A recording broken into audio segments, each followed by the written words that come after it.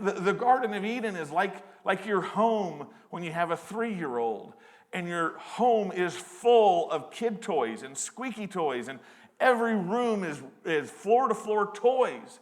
And you say to your kid, you can play with anything you want, but don't touch the stove. Don't touch the stove because it will hurt you. Is it wrong that a parent has a stove? No, the stove serves a purpose, but it's not for the kids at the age of 3. And so what a good parent says, stay away from this one thing that will hurt you and enjoy everything else. And that's what we have in this garden. Now, you may have this objection, like, well, if the tree was bad, why did God put the tree there? I never said the tree was bad.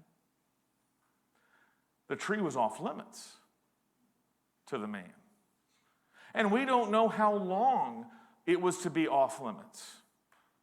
Perhaps there was a stage, perhaps there was a development, perhaps there was a point in time where Adam and Eve would attain a place where God said, now you are ready.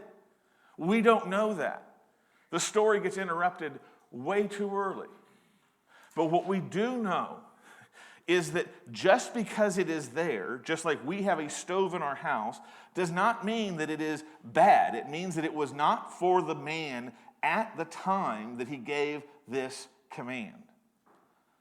Just because everything in the garden is not for man's use does not mean it did not have a good purpose. Now, we will talk about the trees in a lot more detail in a future sermon. But for now, we can recognize that God prohibits this tree to protect Adam and Eve. So God's reign is shown as good and generous and protective. And if we had lived under God's reign, that's what life would still experience.